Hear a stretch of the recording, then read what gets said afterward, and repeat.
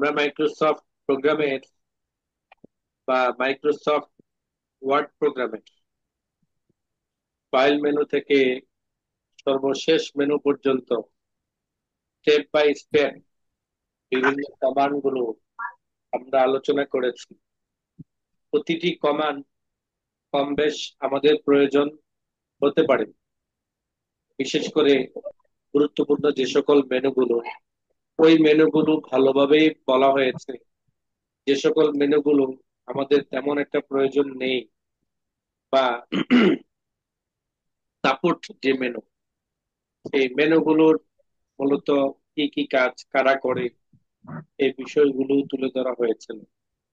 দেশের ভিতরেই তো।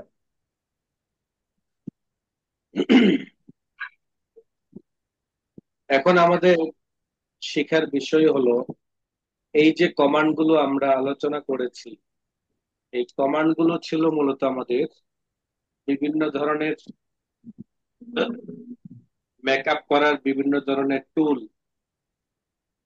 মেকআপ, একজন মেকআপ ম্যান কি করেন?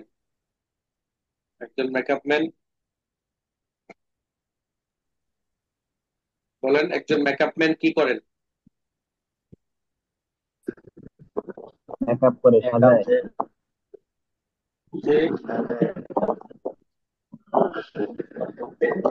দিয়ে সাজায়, মানুষকে সাজিয়ে, মেকআপ করে সাজিয়ে দেয়, সুন্দর করে কালো মানুষকে সুন্দর সাজিয়ে করে। তার সৌন্দর্য ফুটে তোলায়। ইয়েস, কালো মানুষকে ফর্সা বানিয়ে দেওয়া, ফর্সা মানুষগুলোকে স্ট্যান্ডার্ড করে তোলা, তাই না? এই কাজগুলোই হলো মেকআপ ম্যানের কাজ।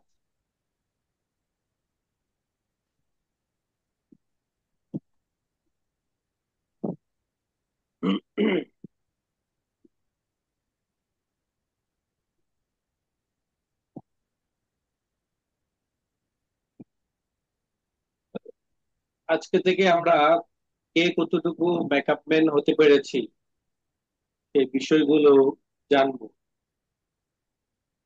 আর একজন মেকআপ ম্যানের কাজ যেমন একজন মানুষের চেহারাকে সুন্দরভাবে সাজিয়ে গুছিয়ে দেওয়া, ঠিক একজন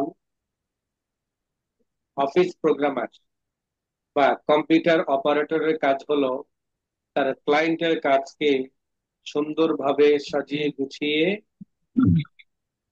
ক্লায়েন্টের কাজটাকে সম্পন্ন করে দেওয়া। ক্লায়েন্টের কাজগুলো বিভিন্ন ধরনের হয়, নানান ধরনের কাজগুলো থাকে। সবগুলো কাজ আমি শিখলে তারপর আমি দক্ষ হব, বিষয়টা কিন্তু এমন না। কেননা আপনাকে আমি গণিত শিখাবো, দুই দুইয়ে চার, পাঁচ থেকে এক মাইনাস করলে আট থাকে চার, সাত থেকে যদি তিন মাইনাস করি আট থাকে চার, আবার চারের সাথে যদি আমি নয় যোগ করি তাহলে হয়ে যাবে 13। এগুলো আপনাকে বিভিন্ন ভাবে বিভিন্ন সূত্রের মাধ্যমে আপনাকে যখন আমি শিখাই, আপনি আপনাকে যেগুলো ডিজিট গুলো দিয়ে, যে বর্ণগুলো দিয়ে, যে সংখ্যাগুলো দিয়ে আপনাকে আমি যোগ বিয়োগ গুণ ফল ইত্যাদি গুলো শিখাই, ঠিক আপনি কিন্তু ওইটার মধ্যে সীমাবদ্ধ নয়, বরং সেটাকে, ওই সূত্রটাকে প্রয়োগ করে আপনি শত শত লক্ষ লক্ষ কোটি কোটি টাকার হিসাব নিকাশ আপনি করতে পারেন। ঠিক আপনাকে আমরা যে কমান্ড গুলো শিখিয়েছি, আপনাকে আমরা যে প্রজেক্ট গুলো শিখাই, সেই প্রজেক্ট গুলোর মধ্য থেকে আপনাকে আরো প্রজেক্ট তৈরি করার সিস্টেমটা শিখতে হবে। যেমন আমি আপনাকে একটা কারাগারি পেজের কিছু কাজ দেখাবো। কারাগারি পেজের শত রকমের কাজ রয়েছে, কিন্তু খেতে দেখবেন যে সবকিছু 19-20। কোনোটা ডান দিকে লেখা হয়েছে, কোনোটা বাম দিকে, কোনোটা লেখা মিডলে হয়েছে, কোনোটা বা আবার গোল। কোনটা লেখা সাইজ হয়েছে 5, কোনটা হয়েছে 50। এই যে পরিবর্তনটা, এই পরিবর্তনটাকে কিভাবে করা হয়, এই সূত্রগুলো জানলেই আপনার জন্য সব কাজ সহজ। প্রতিটি কাজ, প্রতিটি কাজ করার জন্য আপনাকে তিনটা বিষয় মাথায় রাখবেন।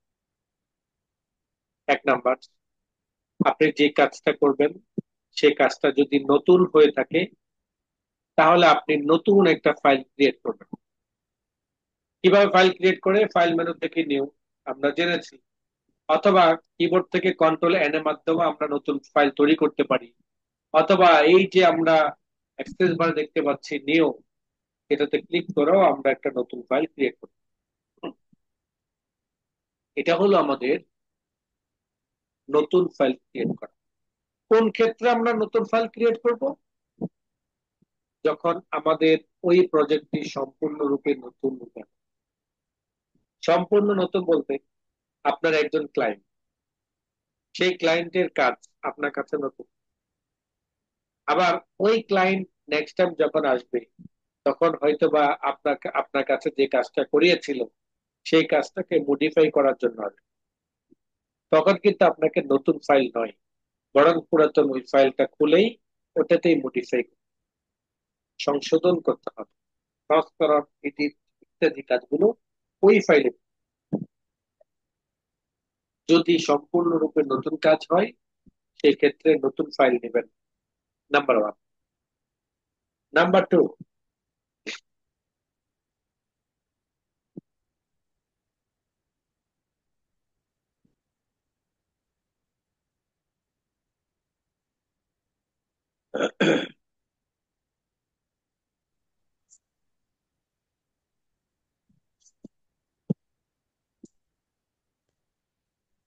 নাম্বার টু, আপনার ওই কাজটা খাড়াখাড়ি হবে নাকি পাশাপাশি হবে, সেটা আপনি সেট করবেন। অর্থাৎ পেজ সেট আপ। অর্থাৎ কি? পেজ সেট আপ, কথা বলবো প্রজেক্টের আলোচনাগুলো যখন নিজেরা কথা বলবো, তো কথার মাধ্যমে এটা সমাধান করা সহজ, বোঝা সহজ, কনসেপ্টটা ক্লিয়ার হবে। বুঝাইতে পারলাম? জি। এই জন্য কথা বলবেন। তাদের এখানে নয়েজ আসার সম্ভাবনা নেই, কোনো ধরনের মানে পরিবেশের কোনো শব্দ আসার সম্ভাবনা নেই। তারা অবশ্য কথা বলবে। যেই কোনো প্রজেক্ট করার ক্ষেত্রে তিনটা বিষয় মাথায় রাখতে হবে, তাই না? জি। এক নাম্বার হলো, আপনি যদি নতুন কোনো কাজ করেন সেক্ষেত্রে নতুন ফাইল ক্রিয়েট করবেন। ক্লিয়ার? জি। সেকেন্ড, আপনি যে কাজটি করবেন সেই কাজটি খাড়াখাড়ি ভাবে হবে নাকি পাশাপাশি ভাবে হবে, এক কলামে হবে নাকি দুই কলামে হবে, A4 হবে নাকি লিগেলে হবে, মার্জিন সাইজ কেমন হবে, ইত্যাদির কাজগুলো আপনাকে কি করতে হবে? Page setup. Page setup. এটা হলো সেকেন্ড। থার্ড নাম্বার হলো, আপনি যে কাজটা করবেন সেই কাজটা আগে কম্পোজ করে ফেলবেন। কম্পোজ করার পরে গিয়ে ওই কাজটাকে আপনি সাজাইবেন। তাহলে কয়টা স্টেপে আমার কাজটা সম্পন্ন হবে? 3টা স্টেপ। 3টা স্টেপ। ফার্স্ট, নতুন একটা ফাইল ক্রিয়েট করবেন। অবশ্যই সেটা ওই নামে ক্রিয়েট করবেন যেই নামের, যেই নামের কাজটা আপনি করছেন।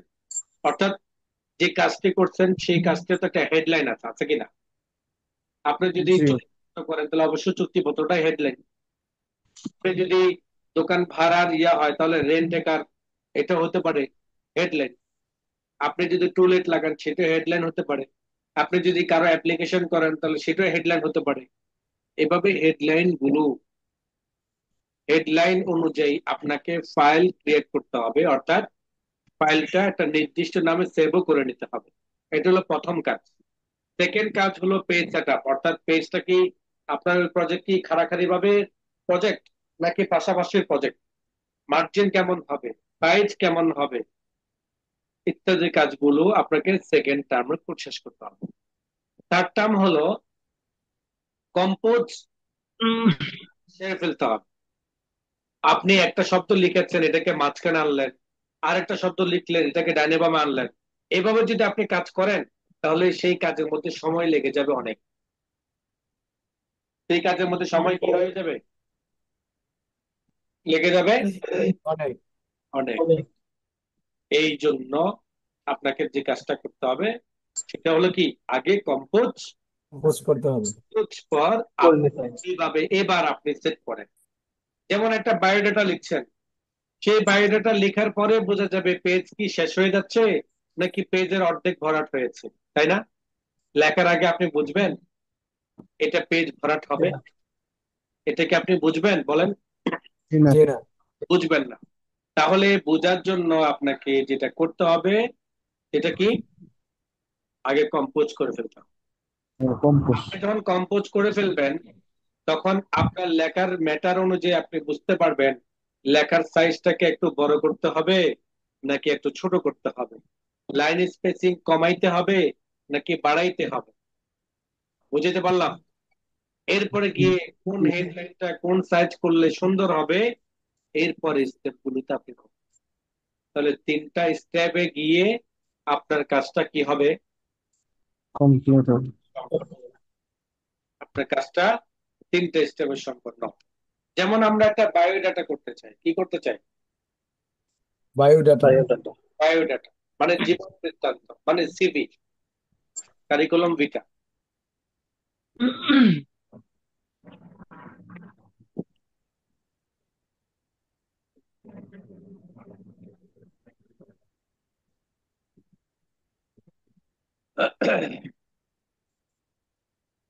যেমন দেখেন এখানে একটা বায়োডাটা রয়েছে, কি রয়েছে? বায়োডাটা। বায়োডাটা এই লেখাগুলো ধরেন আপনি লিখলেন, লেখাগুলো কি করলেন? লিখলাম। আপনি লিখলেন। যেমন আমার এই ফাইলের মধ্যে আমি লেখাগুলোকে নিয়ে আসলাম, লেখাগুলোকে কপি করে আনার কারণে সবগুলো যেভাবে ছিল ওইভাবে সেট হয়ে আসছে। তা আমি যখন লিখবো আমি এর জন্য ক্লিয়ার ফরম্যাটিং ক্লিক করলাম। কিসে ক্লিক করলাম? Clear formatting. ক্লিয়ার ফরম্যাটিং যখন ক্লিক করব, আমি যে এখানে সাজাইলাম গোছাইলাম সবকিছু কি হয়ে যাবে? পূর্বের অবস্থা ফিরে আসবে। পূর্বের অবস্থা বলতে টাইপ করার সময় যেমন থাকে ঠিক তেমন চলে আসবে। আমরা তো আপনাকে বলেছিলাম প্রথমে যে আমরা আগে টাইপ শেষ করবো। আমরা এখানে লাইন স্পেসিং দেখতে পাচ্ছি অনেক, লাইন স্পেসিং গুলোকে আমরা কেটে দিই। ধরেন আমরা কম্পোজ করলাম, কি করলাম? আমরা যখন কম্পোজ করব তখন আমাদের লেখাগুলো কিন্তু এমন থাকে, সাজানো নাই, গোছানো নাই, তাই না? এমন থাকে। এখন আমি পেজটাকে ছোট করি, দেখেন আমার লেখাগুলো দেখেন, এখানে নিচে অনেক জায়গা রয়েছে, নিচে অনেক জায়গা রয়েছে। উপরে কিন্তু আমার লেখার তুলনায় ডানে বামে অনেকগুলো জায়গা রয়েছে। তাহলে আমাকে এই মুহূর্তে যে কাজটা করতে হবে সেটা হলো সব লেখাগুলোকে সিলেক্ট, কি করতে হবে? সিলেক্ট করতে সিলেক্ট। কিবোর্ড থেকে কন্ট্রোল এ, সিলেক্ট অল মানে কি? কন্ট্রোল এ। অথবা সিলেক্টে গিয়ে আমরা সিলেক্ট অল ক্লিক করব। সিলেক্টে গিয়ে যখন আমরা সিলেক্ট অল ক্লিক করব তখন আমাদের সকল লেখাগুলো কি হয়ে যাবে? সিলেক্ট হয়ে যাবে। সিলেক্ট হয়ে যাবে। অথবা কিবোর্ড থেকে আমরা কন্ট্রোল কিসে ক্লিক করব? এতে ক্লিক করব। এ প্রেস করব। তখন সকল লেখাগুলো কি হয়ে যাবে? সিলেক্ট হয়ে যাবে। সিলেক্ট হয়ে যাবে। সকল লেখা সিলেক্ট করলাম, বলেন লেখা কেন সিলেক্ট করলাম সবগুলো? বলেন। লেখাকে ছোট বড় করার জন্য। আমি তো ছোট বড় না করে অন্য কাজে করতে পারি, ফন্ট ফন্ট চেঞ্জ করা যায়, ফন্ট ছোট বড় চেঞ্জ নাও ব্যাকআপ করতে পারি। আমার প্রশ্ন হলো আমি কেন সিলেক্ট অল করলাম? আমার এটা আমার প্রজেক্টটা সুন্দর করার জন্য। যাতে করে পুরো পেজের মধ্যে লেখাটা ছোট বা বড় আকারে সাজানো যায়, এটা একটা উদ্দেশ্য থাকতে পারে। এখানে উত্তরটা হবে এভাবে, সিলেক্ট অল কেন করলাম? নিশ্চয়ই এই লেখাগুলোকে দিয়ে আমরা কিছু একটা করতে চাই। হয়তো বড় ছোট, অথবা ফন্ট চেঞ্জ, অথবা পুরো পেজটাকে মেকআপ সাজানো গোছানোর জন্য লাইন স্পেসিং, অথবা অ্যালাইনমেন্ট, তাই না? একাধিক কাজ থাকতে পারে। মূলত প্রশ্নটা হলো কেন সিলেক্ট অল করলাম? এর উত্তরটা কি বলেন? সিলেক্ট অল করার কারণ হলো সকল লেখাগুলোকে আমরা কোন একটা কাজ করতে চাই। সেই কোন কাজটা কি, সেই কোন কাজটা কি সেটা তো জেনেই আমি সিলেক্ট অল করবো, তাই না? জি যেমন এইখানের মধ্যে আমার এই মুহূর্তে সিলেক্ট অল এই জন্য করেছি যে আমার লেখার সাইজ গুলো তুলনামূলক একটু বড় করতে হবে, যেহেতু আমার এখানে পর্যাপ্ত জায়গা। জায়গা আছে।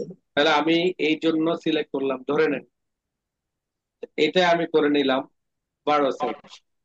তো 12 সাইজের মধ্যে দেখা যাচ্ছে যে আমার এটা ভরাট হচ্ছে না, তাই আমি এখানে করে দিলাম 13 সাইজ। দেন মনে হচ্ছে যে এখনো ভরাট হচ্ছে না, তাহলে আমি এখানে করে দিলাম কত? 14। 14। তবে মনে হচ্ছে কিছুটা ভরাট হয়েছে, একটু সাজালে আর একটু নিচের দিকে সেট করলে সব মিলিয়ে মোটামুটি কি জায়গাটা ফিল আপ। হয়ে যাবে। সিলেক্ট অল ক্লিক করার পরে আমি প্রথমে কি করলাম, টাইপ চেঞ্জ করে নিলাম, তুলনামূলক কিছুটা জায়গা রেখে সকল লেখাগুলোকে সমান তালে সমান সাইজে কি করলাম, তৈরি করলাম। এবার আসেন অ্যালাইনমেন্ট থেকে আমি জাস্টিফাই করে নিলাম। কি করলাম? অ্যালাইনমেন্ট থেকে জাস্টিফাই। জাস্টিফাই। কেন অ্যালাইনমেন্ট থেকে জাস্টিফাই করলাম? আমার লেখাগুলো, প্যারাগ্রাফ গুলো যাতে উভয়ের দুই সাইডের টেক্সট বাউন্ডারির সাথে অ্যাডজাস্ট হয়, রেঞ্জ যাতে ঠিক থাকে, তাই না? জি এবার আসেন, আমি যে এখানে রেঞ্জটাকে সিলেক্ট করলাম, রেঞ্জটা দুই পাশে সমান হলো, ঠিক হলো, বাট কেন হলো না? প্রশ্ন না? প্রশ্ন আসে কিনা? জি এগুলো কেন হলো না? আমরা যে দুই পাশে অ্যালাইন বা রেঞ্জটা করি সেটা কিন্তু আমাদের প্যারাভিত্তিক করি। এক লাইনের ক্ষেত্রে আমার সেই প্যারাটা কি হবে না, ভরাট হবে। না। আমি এই জায়গার মধ্যে লেখাগুলোকে সিলেক্ট করি। এবার আমি অ্যালাইনমেন্ট থেকে যদি আমি জাস্টিফাই লোতে ক্লিক করি, দেখেন, জাস্টিফাই মিডিয়ামে ক্লিক করি, দেখেন, জাস্টিফাই হাইতে ক্লিক করি, দেখেন। আমার এই যে জাস্টিফাইটা আমি করলাম, এটার কারণ আমার দেখেন লেখাটা একদম কোন জায়গায় চলে গেছে, মাঝখানে লেখার সৌন্দর্যটা নষ্ট হয়ে গেছে। এই ক্ষেত্রে আমরা শুধুমাত্র জাস্টিফাই স্ট্যান্ডার্ড, এটা কেন এই পর্যন্ত লাগে না? না লাগার কারণ হলো আমাদের এইটা এক লাইন, একটা এক লাইন প্যারা, তাই না? এটা যদি একাধিক লাইন হতো একটা প্যারার মধ্যে, তখন আমাদের ঠিক এইটার মতো হয়ে যেত। তখন কি ঠিক এটার মতো হয়ে যেত। যেমন এটা কথা বলি, আমরা যদি এই লাইনটাকে না করে এগুলাকে কেটে দিলাম, এইখানে যদি আমি এখন ডটটা ধরে রাখি, দেখেন, ডটটা যদি আমি ধরে রাখি, একদম ওই পর্যন্ত আমাকে কি করবে, সেট।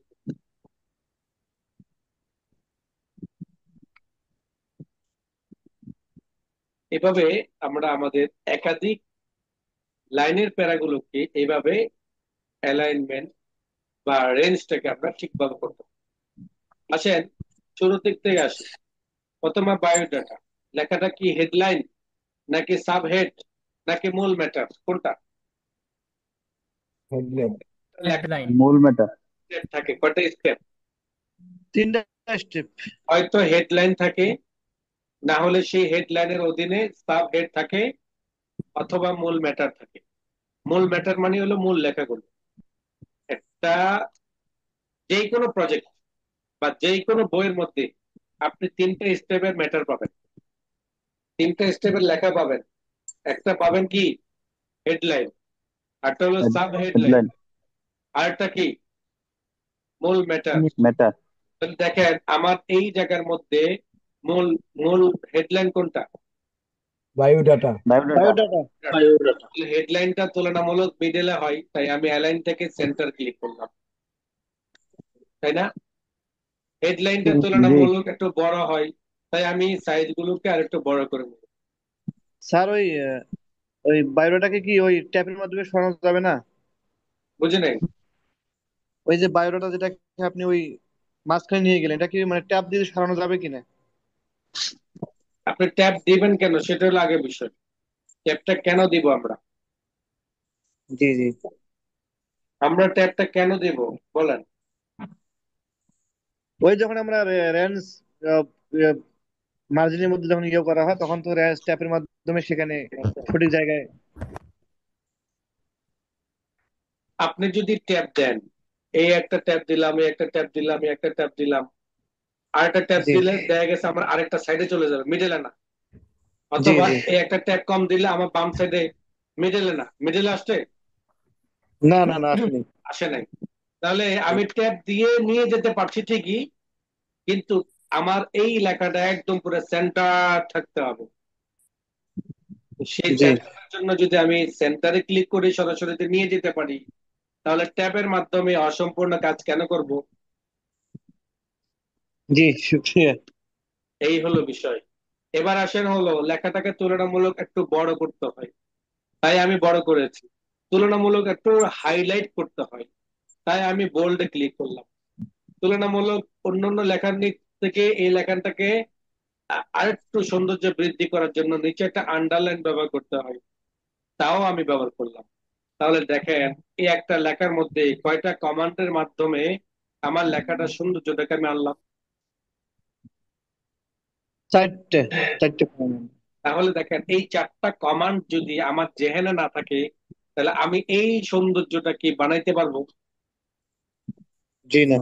এই সৌন্দর্যটা কার হাতে? আমার হাতে। কমান্ডার হাতে। আপনার আমাদের নিজের হাতে। কার হাতে? আমাদের নিজেরই হাতে। আপনাদের হাতে। তাহলে এই ক্ষেত্রে যে সকল কমান্ড গুলো আপনার জানা আবশ্যক, অবশ্যই ভালো করে জানতে হবে। এবার আসেন নিচের ম্যাটার গুলোতে আসেন।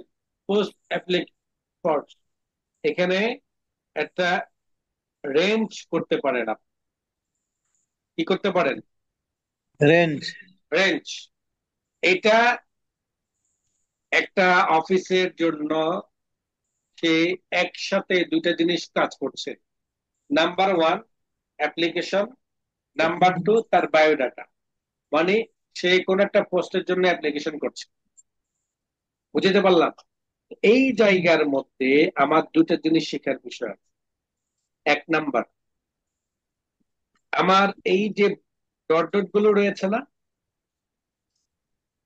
খেয়াল করবেন, আমার এই জি যে ডট ডট গুলো রয়েছে না, জি আমি যদি এই ক্লোনটাকে রেঞ্জ করতে চাই, এগুলো তো কোনোটা এই জায়গায়, জি কোনোটা এই জায়গায়, কোনোটা ভিতরে, তাই না? জি জি এভাবে তো সুন্দর হয় না। এভাবে কি সুন্দর হয়? জি না হয় না। তাহলে সুন্দর করার জি জন্য একটা রেঞ্জের মধ্যে আনা উচিত। জি না। রেঞ্জটা কিভাবে করব? যেমন আমরা সবার উপর, সবার বড় যে ক্লোনটা, সবার বড় কি এটা নাকি এটা? সেটা সবচেয়ে বড় লাইন এডুকেশন, কোনটা, এটা না দুই এটা? নাম্বার লাইনেরটা। এডুকেশন। কোয়ালিফিকেশন কিন্তু বড়। জি হ্যাঁ। তার মানে আমি এই জায়গার মধ্যে রেঞ্জ করব। আমি এই জায়গার মধ্যে ক্লিক করার পর কিবোর্ড থেকে ট্যাব জি দিলাম, নিচে ক্লিক করলাম কিসে? ট্যাব। কিবোর্ড থেকে কিসে ক্লিক করলাম? ট্যাব। ট্যাব দিলাম। দেখিয়েছিলাম গত ক্লাস আপনার। এখানে এসে আমি ট্যাব দিব। এভাবে আমি এই জায়গায় এসেও ট্যাব দিব। প্রত্যেকটা ইয়ের মধ্যে এসে আমরা কি করলাম? ট্যাব দিচ্ছি। ফলে ট্যাব দেওয়ার কারণে আমাদের লেখাগুলো কি হয়ে যাচ্ছে? ভেঙ্গে যাচ্ছে। জায়গা থেকে লাইনগুলো ভেঙে যাচ্ছে। ভেঙ্গে যাচ্ছে। ভেঙে যাক, আগে আমরা রেঞ্জ, রেঞ্জ কি করব? সম্পূর্ণ করব। দেখেন আমার এই রেঞ্জটা পুরোটা সোজা আসছে কিনা? আসছে? জি জি বলেন সোজা সবাই, আসছে। আসছে? জি জি জি সোজা। তাহলে এইবার দেখেন, সেটাই। আপনি এখান থেকে ডট ডটের মাধ্যমে পুরো লাইনটাকে ভরাট করেন।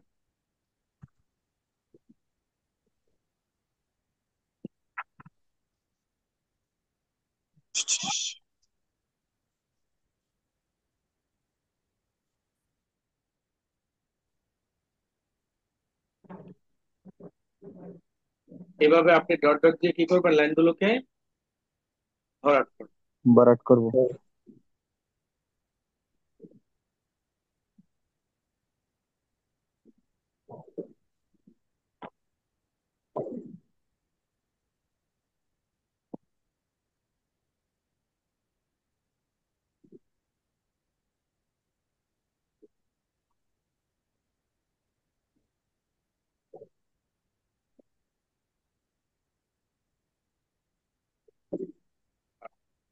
তাহলে আমার উপরের সাইডটা ক্লিয়ার, কি বলেন?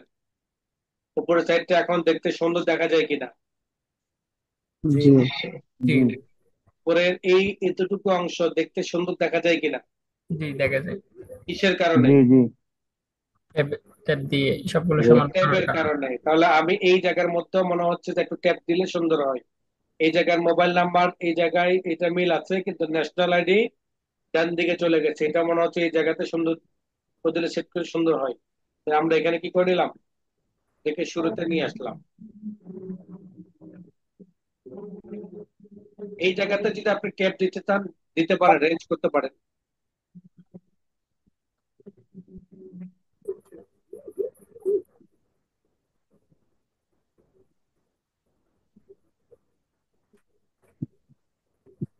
আর সবুজ দাগগুলো কেন আসে?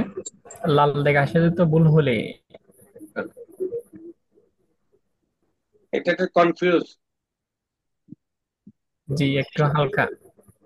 এটা কম্পিউটার কনফিউজ আপনার মতো, মানে আসলে কি এটা রাইট নাকি আপনার রং, এটাও কম্পিউটার কনফিউজ। এর জন্য অনেক সময় সবুজের এটা আসে, মানে রাইট চিনার মতো, কিন্তু তার কাছে কেমন কেমন মনে হচ্ছে, এই জন্য এটা এমনটাই আসে। দেখেন, এই জায়গায় একটা শেখার বিষয় বলি আপনাদের। আমি এই জায়গায় না হয় রেঞ্জ করলাম এইটার এই এই থ্রুতে, মানে এই লাইনটা বড় বলে ঠিক বাকি সবগুলোকে এইটা সিরিয়াল করেছে, তাই না? জি কিন্তু আমার এই জায়গার মধ্যে তো লাইন বড় কোনটা? এটা। ন্যাশনাল। তাহলে এইখান থেকে এত বড় তো গ্যাপ রাখার কোনো প্রয়োজন বোধ নাই, আছে? নাই। ঠিক এই জায়গার মধ্যে আপনাকে ট্যাপ সেট করতে হবে। এই জায়গার মধ্যে আপনাকে কি করতে হবে?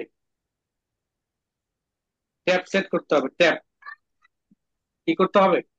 ট্যাব। ট্যাপ সেট করতে হবে। ট্যাপ সেটটা কিভাবে করবেন খেয়াল করেন। একটা হলো আমি এই জায়গার মধ্যে কিন্তু কোনো ট্যাপ সেট করি নাই, করেছি? না। শুধুমাত্র দেখেছিলাম যে কোনটা সবচেয়ে বড়, ঠিক ওইটাকে ধরে বাকি সবগুলো ট্যাপ করেছিলাম ওই বরাবর। পরে দেখা গেছে এটা মিল ছিল, বাকি অনেকগুলোর মধ্যে অনেক বড় বড় গ্যাপ। কিন্তু এই গ্যাপ হলো এই রেঞ্জের কারণে এই জিনিসটা বোঝা যায় না।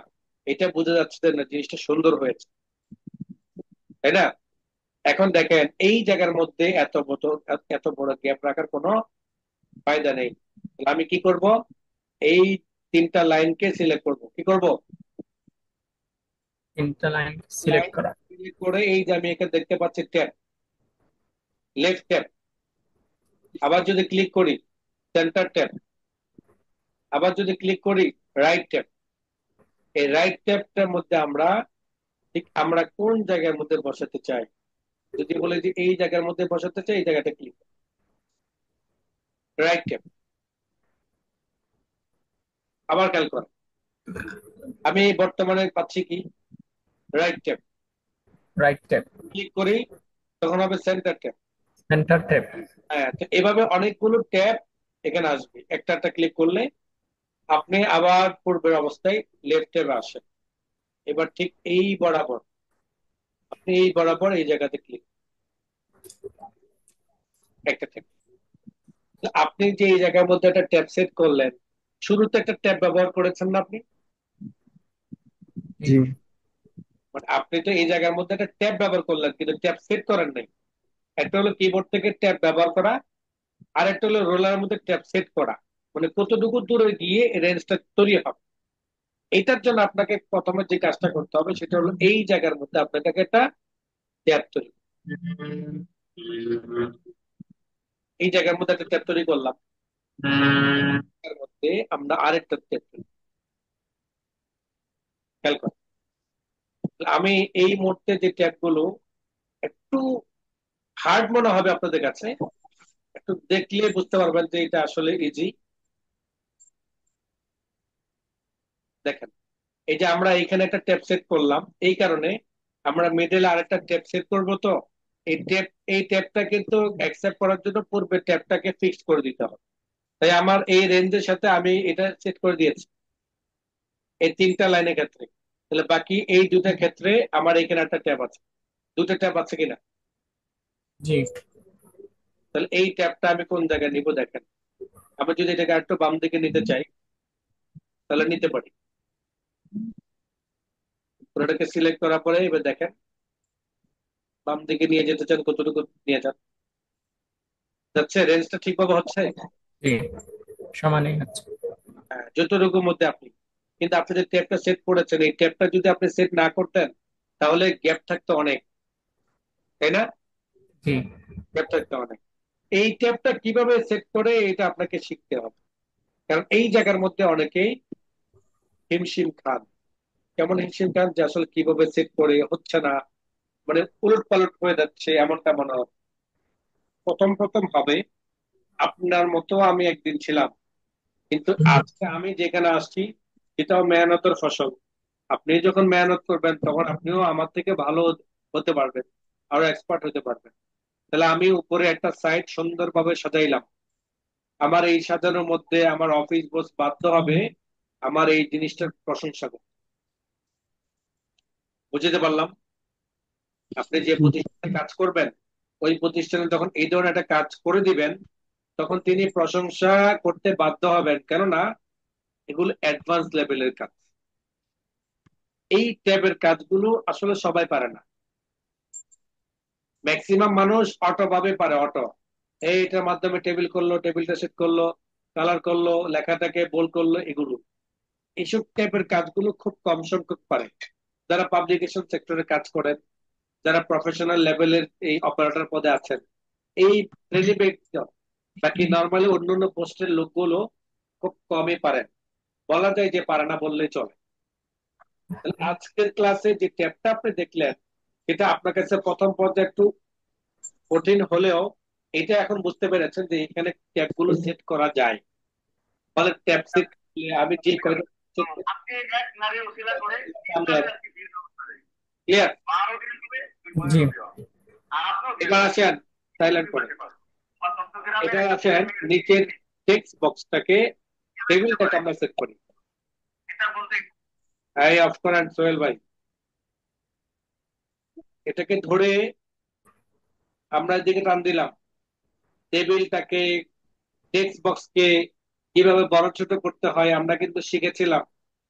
যারা ক্লাসে ছিলেন না কিংবা তাকড়া করেন নাই কিংবা প্র্যাকটিস করেন নাই তারা ব্যতীত সবারই যেখানে আছে কলাম, রো, টেবিল ইত্যাদি গুলোকে কিভাবে টান দিয়ে বড় করতে হয়, তাই না?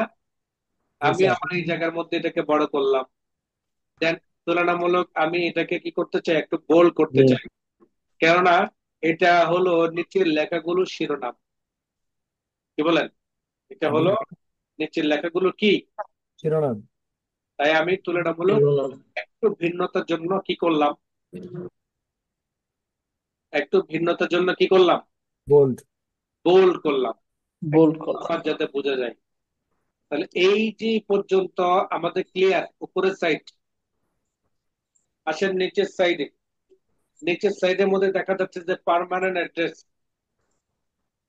সিভি অনেক ধরনের হয়, অনেকে অনেক ভাবে করেন।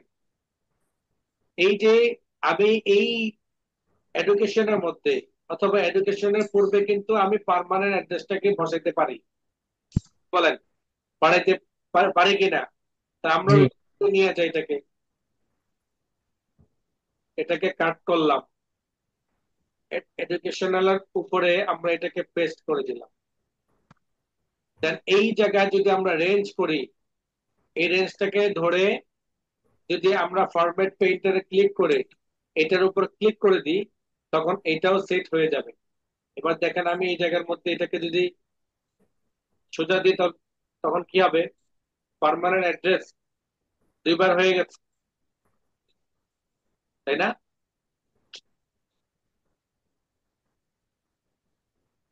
এখান থেকে আমরা ডট দিয়ে পুরোটা ভরাট করে দিব। পিন নাম্বার আছে, ট্যাগ আছে, এগুলো আসলে প্রয়োজন নেই, আমরা এটাকে কেটে দিলাম। দেখেন আমার পার্মানেন্ট অ্যাড্রেস সেট হয়ে গেল। আসেন উপরেরটার মধ্যে নিচের লেখাগুলো, এখানে কিছু এক্সট্রা নলেজ থাকে অনেকের, যে নলেজ গুলো অথবা এক্সপিরিয়েন্স থাকে যে এক্সপিরিয়েন্স গুলো এখানে শেয়ার করা হয়, তুলে ধরা হয় যে আমি এটা পারি, আমার এই স্কিল গুলো আমার করা আছে, জানা আছে। এরকম আরো আদার স্কিল নলেজ গুলো আছে, সেই নলেজ গুলো এখানে কি করা হয়, তুলে ধরা হয়। এবার আসেন ডেট, দেন প্লেস। প্লেস আমাদের দরকার নেই, কারণ একটা বায়োডাটা করছি আমরা।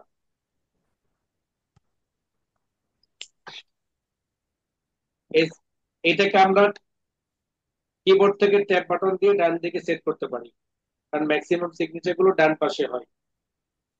এখন দেখেন আমার একটা কাজ আমি দাঁড় করাইলাম, আমি একটা কাজ দাঁড় করাইলাম, দাঁড় করানোর পরে দেখতে পাচ্ছি নিচে পর্যাপ্ত পরিমাণে জায়গা রয়েছে। কি রয়েছে? পর্যাপ্ত পরিমাণে জায়গা রয়েছে। জায়গা রয়েছে। এই যে পর্যাপ্ত পরিমাণে জায়গা রয়েছে, এই জায়গাটাকে ভরাট না করলে তার হবে না, হবে? না। জায়গাটা ভরাট না করলে হবে না, এই জায়গাটা ভরাট করতে হবে।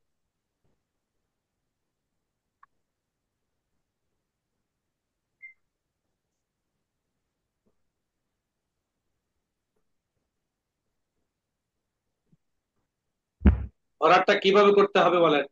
আমরা তো সাইজ তৈরি করে ফেললাম, এর থেকে বড় সাইজ যদি দিই তাহলে বায়োডাটা তার বায়োডাটা হয়ে গেল না, নোটিশ বোর্ডের মতো হয়ে যায়। কি বলেন?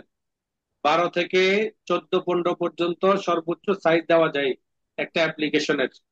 এর থেকে বেশি বড় দিলে তখন এটা কিসের মতো হয়ে যায়, অ্যাপ্লিকেশন আর থাকে না, তখন নোটিশের মতো হয়ে যায়। বা ওই যে পাবলিশার বিভিন্ন ধরনের ইয়েগুলো করে না, বিভিন্ন জায়গায় যে ব্যানার ট্যানার লাগায় ওয়ালের মধ্যে, ওই ধরনের হয়ে যায়। তাহলে আমাদের এখানে সাইজ কত রয়েছে? 14। 14টা স্ট্যান্ডার্ড। তাহলে আমার নিচেও জায়গা রয়েছে, কি বলেন? আচ্ছা না জায়গা? জি আছে। এই জায়গাটাও আমাকে কি করতে হবে, ফিল আপ করতে হবে। এই জায়গাটা আমাকে কি করতে হবে, ফিল আপ করতে হবে। সেই ফিল আপ করার একটা মাধ্যম হলো আমি তুলনামূলক সিগনেচারটাকে একটু নিচে নামিয়ে দেবো, 1 নাম্বার। সেকেন্ড নাম্বার, আমার এখানে যে টেবিলটা রয়েছে, টেবিলটাকে তুলনামূলক একটু ফাঁকা করব নিচের দিকে। তাই আমি প্যারাগ্রাফে গেলাম, দেন বিফোর এর মধ্যে অথবা আফটার এর মধ্যে আমি একটা নির্দিষ্ট সাইজ দিয়ে দিলাম। কত দিলাম? ধরেন 5 ফিট দিলাম। তখন তুলনামূলক একটু নিচে নামলো কিনা? আবার এই যে নিচে একটা শিরোনাম রয়েছে, এটা তো আমরা গেলাম, এটা উপরের সাইড থেকে আমরা একটু নিচের দিকে নামিয়ে দিই, কারণ এটার সাথে এটা কোনো সম্পর্ক নাই, টেবিলের সাথে আছে, এটা আরেকটা শিরোনাম। তাই আমরা এটাকে একটু তুলনামূলক কি করলাম, ইন্টার না দিয়ে বিফোর এর মধ্যে স্পেসিংটা বাড়িয়ে দিলাম, তাই না? জি। এবার আসেন পুরোটাকে সিলেক্ট করেন, কন্ট্রোল, কন্ট্রোল কি এ, এই কন্ট্রোল এ দিলাম। পর্যাপ্ত পরিমাণে জায়গা আছে, লাইন স্পেসিং গেলাম। লাইন স্পেসিং এর মধ্যে কি রয়েছে? সিঙ্গেল। আমি এখান থেকে বসিয়ে দিলাম 1.1। আর একটু ভরাট মনে হচ্ছে করা লাগবে, তাই আমি এখানে দিলাম 1.2। মনে হচ্ছে যে আর একটু ভরাট করা লাগবে, তাই আমি এখানে দিলাম কত, 1.3। 3। মনে হচ্ছে যে মোটামুটি ভরাট হয়েছে, ভরাট হয়েছে।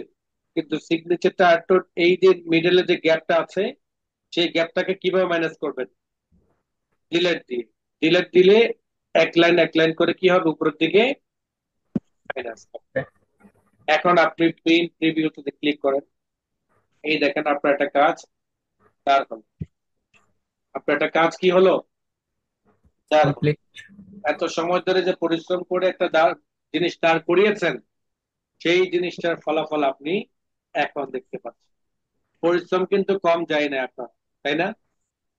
এটার জি। পেছনে কিন্তু যখন আপনি কাজটা করতে জানবেন, তখন এই কাজটা করতে সর্বোচ্চ 5 থেকে 10 মিনিট লাগে। একটা 5 থেকে 10 মিনিটের কাজ। আর এটার কি ডিমান্ড কি জানেন? সর্বনিম্ন 30 থেকে 40 টাকা। আপনার কাছে যখন কেউ এই ধরনের কাজ করতে আসবে, তখন 10 মিনিটে আপনার ইনকাম কত? 30 থেকে 40। 30 থেকে 40 টাকা। তাহলে আপনি এই ধরনের কাজ আপনার জানা আছে, প্লাস ভালো একটা স্পটে আপনি একটা দোকান দিয়েছেন, তাহলে আপনার প্রফিটটা কেমন হবে আপনি নিজেই কি করেন, আইডিয়া করে নেন। আপনার অভিজ্ঞতা রয়েছে কাজ সাজানো, সুন্দর সুন্দর কাজ করতে পারেন, এবং সুন্দর একটা প্লেস মতো যেখানে মোটামুটি জমজমাট প্রচুর পরিমাণে কাজের আসার সম্ভাবনা রয়েছে, ওই জায়গাতে যদি আপনি একটা কম্পিউটারের দোকান দেন, তাহলে মিনিমাম 1,500 থেকে 2,000 টাকা আপনার ইনকাম হবে। এবং এটা সম্পূর্ণ হালাল, আপনার হাতের পরিশ্রম। এটা একটা প্রজেক্ট বললাম। তো এই প্রজেক্ট করার পূর্বে কিন্তু আপনাদেরকে যেই কোনো প্রজেক্ট করার, যেই কোনো, বলেন, প্রজেক্ট করার যেই কোনো প্রজেক্ট করার জন্য যে শর্ত, সেই শর্তগুলো আপনাদেরকে বলেছিলাম, 3টা শর্ত। কয়টা শর্ত তিনটা সত্য। তিনটে শর্ত। মনে আছে আপনাদের? জি বলেন কি কি শর্ত। এই শর্তগুলো কিন্তু জানাটাও ফরজ, এই শর্তগুলো জানাটাও শর্ত। সেট মানে করা, পেজ সেট আপ করা, 1 নাম্বার হলো যদি নতুন কাজ হয় তাহলে নতুন উইন্ডো ওপেন করা, তারপরে হলো পেজ সেট আপ করা, তারপরে কম্পোজ করা, সর্বশেষ সাজানো। সাজান। তাহলে আপনি যদি শুরু থেকে সাজাইয়া যান, তখন কিন্তু আপনাকে কাজটাকে বারবার সাজানো লাগে। কারণ লেখা বেশি হয়ে যেতে পারে, আবার লেখা ছোট করা লাগতে পারে, আবার লেখা লেখা ছোট করলে তখন আবার এই সেটিং গুলো কি হয়ে যাবে, বলেন, ভেঙে যাবে, ভেঙে তাই না? যেমন কিভাবে ভেঙে যায় আমি আপনাকে একটা নমুনা দেখাই। আমি এটা সাইজ কত আছে, 14। আমি যদি এখানে 15 দিই এখন, তখন দেখেন আমার এটা ভেঙে গেছে। আমি সুন্দর করে সাজাইলাম, সাজানোর পরে গিয়ে দেখলাম নিচে জায়গা আছে, তাই আমি সিলেক্ট করার পর যখন লেখা সাইজটাকে 1 ফন্ট ছোট করে দিব অথবা বড় করে দিব, তখন লেখাগুলো এভাবে ভেঙে যাবে কিনা, তো ভেঙে গেলে আবার সাজাতে গিয়ে সময় লাগবে কিনা। জি জি তো পরিশ্রম কি 2বার করবেন না 1বার করবেন? একবার। হ্যাঁ, তো এর জন্য ফর্মুলা ফলো করবেন। ফর্মুলা যদি আপনি ফলো করতে পারেন, তাহলে আপনার জন্য কাজ করা সহজ। তাহলে আপনার জন্য কাজ করা কি সহজ। এই যে ক্যাটাগরির কাজ করলাম, এটা কি কারাকারির ফরম্যাটের ছিল নাকি পাশাপাশি ফরম্যাটের ছিল? ল্যান্ডস্কেপ নাকি পোর্ট্রেট? কোন ফোর্টিয়েট খারাপ হয়েছিল। ফোর্টিয়েট পোর্ট্রেট? জি হ্যাঁ, সবাই জি সবাই জি একমত? জি জি আচ্ছা, এখন আমাকে বলেন, এই পোর্ট্রেট সিস্টেমে কোন কোন ক্যাটাগরি কাজগুলো সাধারণত করা যায়? নোটিশ লেখা, জীবন বায়োডাটা, বৃত্তান্ত, তারপর বড় টুলেট, বিজ্ঞপ্তি যেগুলো আছে ওগুলা হ্যাঁ, বড় কি জীবন বৃত্তান্ত আর নোটিশ, আবার প্রশ্নপত্র ইত্যাদি। এখানে ম্যাক্সিমাম যে কাজগুলো করা হয় সেই কাজগুলো কেউ বললেন না। ম্যাক্সিমাম জীবন বৃত্তান্ত, অ্যাপ্লিকেশন, দরখাস্ত, নোটিশ, এগুলো সবচেয়ে বেশি কাজ হয় এই সাইজে। আপনার কাছে জীবন বৃত্তান্ত কয়জন করতে আসবে? জি তো ম্যাক্সিমাম আবেদন নিয়ে আসবে, ভাই আমার জন্য একটা চাকরি আবেদন পত্র লিখে দেন, ভাই আমাকে একটা নোটিশ লিখে দেন, আমার এই মাদ্রাসা পোলাপান থেকে নোটিশ দেওয়ার জন্য একটা পরীক্ষার নোটিশ লিখে দেন, একটা সতর্কবাণী লিখে দেন, একটা ভর্তি বিজ্ঞপ্তি লিখে দেন, একটা ভর্তির নোটিশ লিখে দেন, তারপর একটা ছুটির নোটিশ লিখে দেন। বুঝেন নাই? এরকম মানে নানা ভর্তির আবেদন পত্রটা কিভাবে ইরিগেশন এভাবে লিখতে হবে? ক্যাটাগরি কাজগুলো পোর্টিয়ার সিস্টেমে হয়। আর কিছু কিছু কাজ রয়েছে যে কাজগুলো পাশাপাশি করা হয়। পাশাপাশি ভাবে ওই কাজগুলো ম্যাক্সিমাম হয় যে কাজগুলোর ওয়ালের মধ্যে লাগানোর প্রয়োজন হয়, দূরে থেকে বোঝা যায়, দূর থেকে শোনা যায়, দেখা যায়। তো এই যে কাজগুলো, এগুলো সাধারণত ল্যান্ডস্কেপে করে। ল্যান্ডস্কেপে কি জন্য করে? লেখা কম, কিন্তু লেখাটাকে বড় করে তোলে, যাতে মানুষ দূর থেকে লেখাটা পড়তে পারে। আবার যারা বই পুস্তকের ম্যাগাজিন কাজগুলো আছে, ওই কাজগুলো ল্যান্ডস্কেপে 2টা পেজ করে করা হয়। আবার আপনার বিভিন্ন ধরনের আপনার এই প্রশ্নগুলো হাফ সাইজে যেগুলো করা হয়, এগুলো ল্যান্ডস্কেপ সিস্টেমে করা হয়। তাহলে আপনাকে বুঝতে হবে কোন কাজগুলো কোন সাইজের মাধ্যমে করে। ওকে, মনে থাকবে তো? তাহলে আপনি দেখেন হ্যাঁ, সাধারণত আপনার কাজ 70% কাজ থাকবে A4 সাইজে, 70% আপনার কাজ থাকবে কি A4 এ।